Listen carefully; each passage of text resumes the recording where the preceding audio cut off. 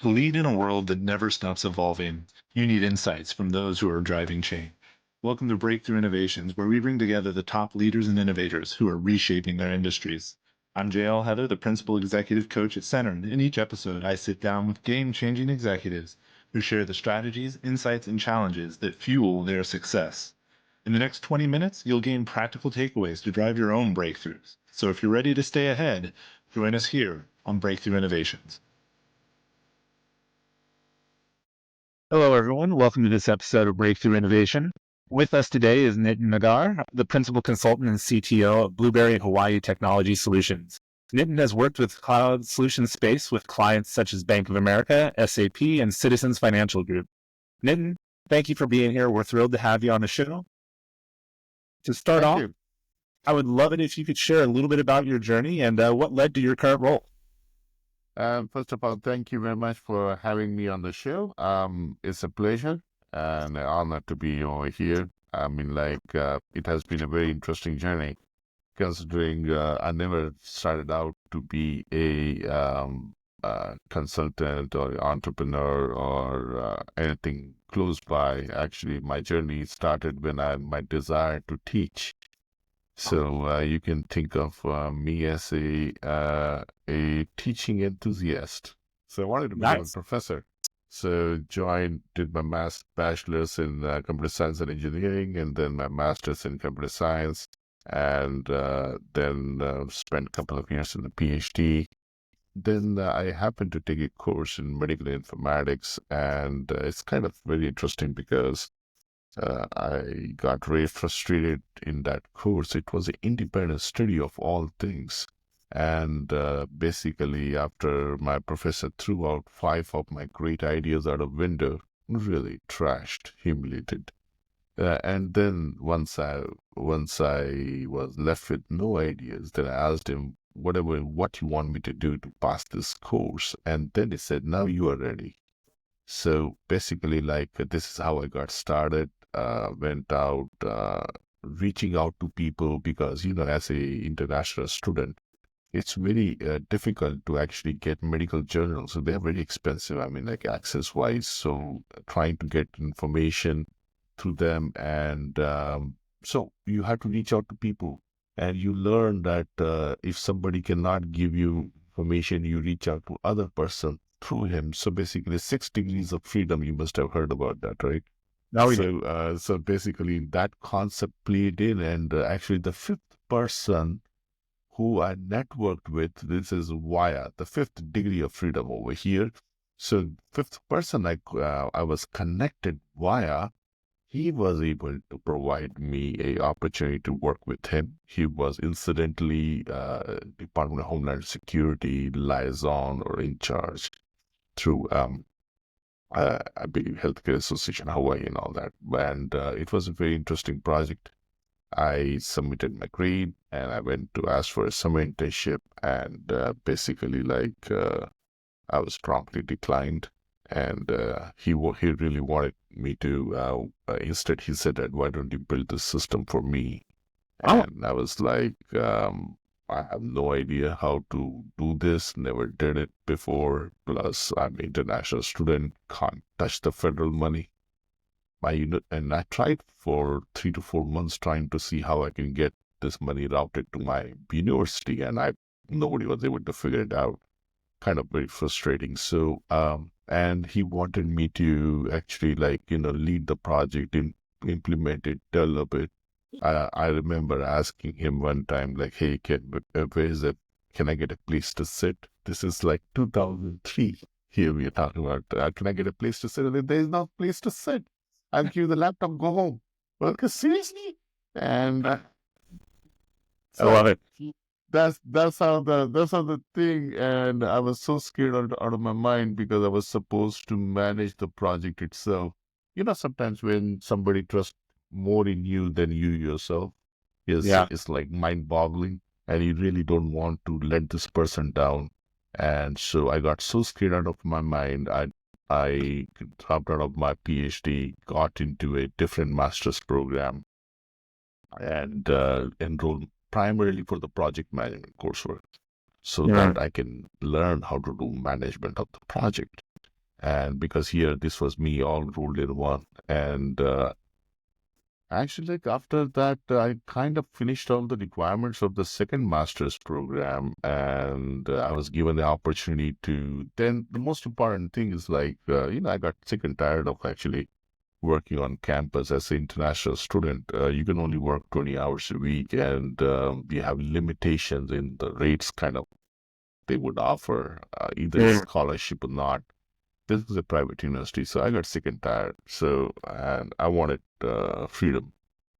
And this is why I looked into like what I can do. And somehow, somewhere I came across, those serendipity kind of things. So I came across certain thing, and I thought that, okay, maybe something like national interest waiver would be a nice way to go through so that I can sponsor myself. I took my application to my lawyer, and she said that, you know what, I think it's best the worth of the application is, I will throw this file right now out of the window.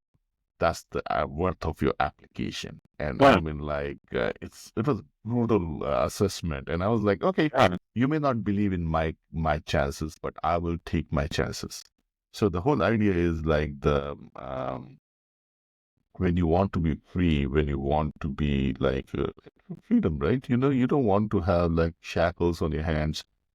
You wanna make sure that you are able to you want to be free, and the desire to be free, and so basically makes you do things which is humanely not possible. And over here, like this, my chances were really low, zero. And basically, like, but I still believed in it. And this is 2003. I happened to get some kind of information. Somehow I trusted in myself more than anybody else. And I filed my application, and honest to God, at that time, I didn't even knew. I'll tell you the scenario. I got my final payment of my stipend because remember, I was an international student. I cannot even touch that money. So it has to come through the university to me. So basically, like, then I got my final, like, $1,500. I paid for my green card application. I filed for my own green card application.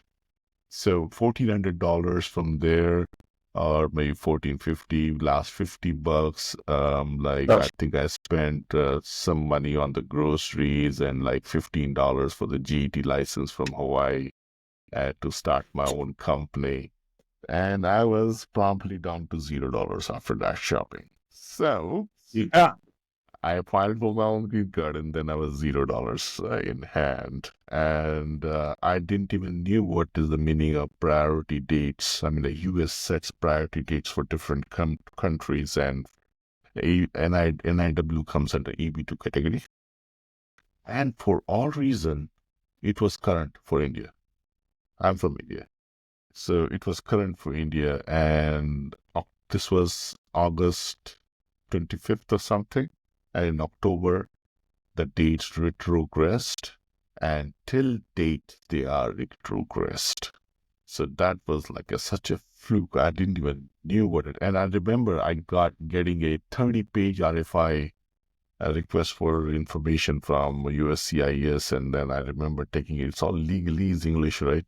I took it to my client, and then he mentioned to me that now you need a lawyer. So I went to same lawyer.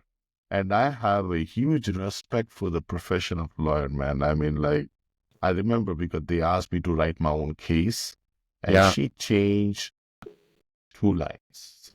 I think just few words she changed in that, and that made the difference. So this is how I got started. This is how I got from trying to become a researcher, a professor, which is still my first love, into what I do now, which is like quite accidentally. I didn't plan to come this way, but I didn't want it to I wanted to do the right thing, right job, and kind of started loving it. The reason why I wanted out of my PhD anyway was because I was sick and tired of theory. I don't like theories. I like to play with things. I want to basically just in Steve Jobs, make a dent in the universe. You're born here. Uh, do something that makes the whole process of giving, taking birth, coming over here, something different in Yep. somebody's life. That's the important thing. I love that story. I mean, they say 90% of luck is persistence, which that just kind of seems to come through in your story. You just kept trying and kept moving forward. One thing that really caught my ear early on was that leader that believed in you more than you believed in yourself. Oh, yeah. They did a study or a survey, I should say.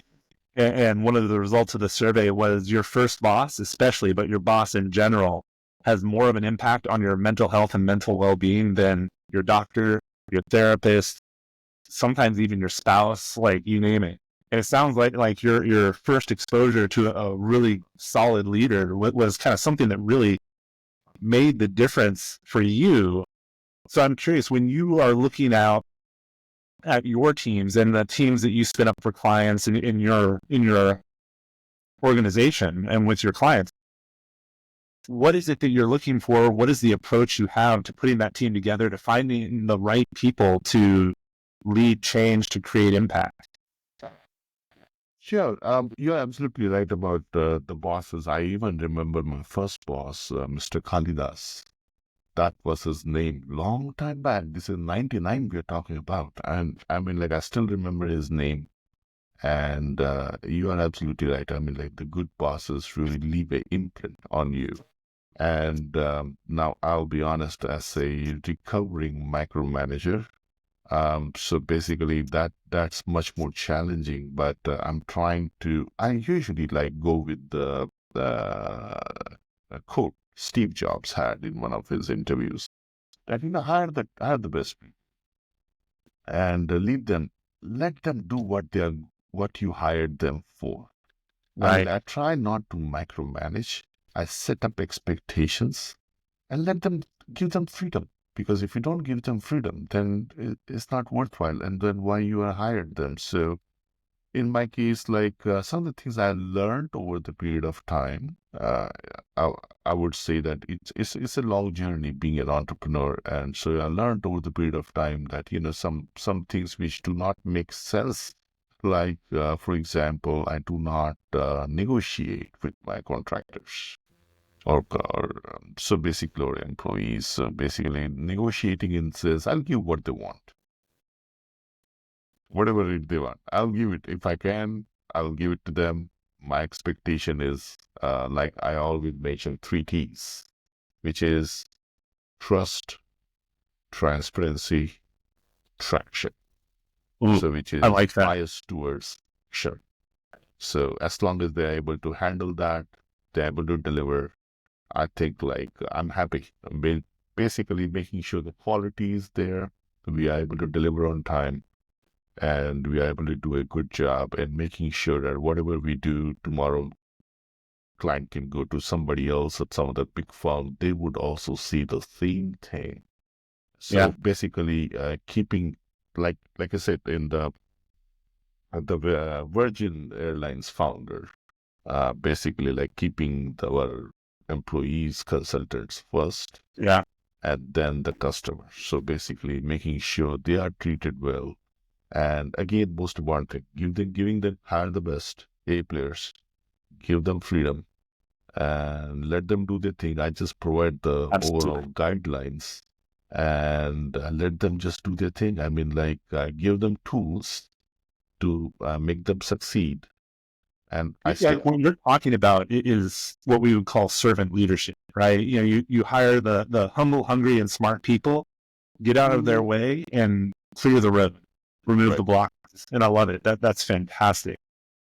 Uh, no, that's inspiring, and I love the idea. I think we're all a little bit of recovering micromanagers. I think especially as an entrepreneur, there's a certain Mhm. level of anxiety and stress.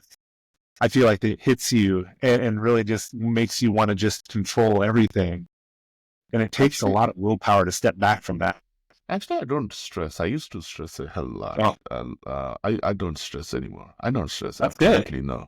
And the main thing is we stress because we try to control everything.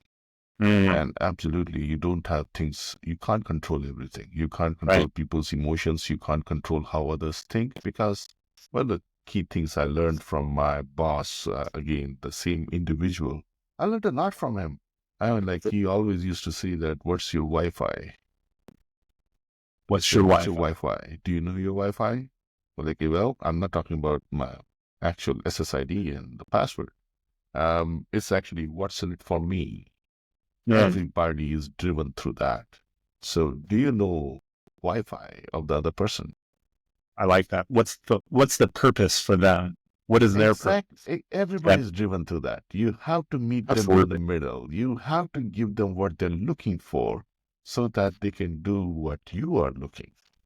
And that's true for your people as well as your clients, I'm sure. True for everybody's there for a reason, man. I mean, like, and also most important thing, like you mentioned about stress, a lot of people get stressed about, and yes, it is almost like a pandemic.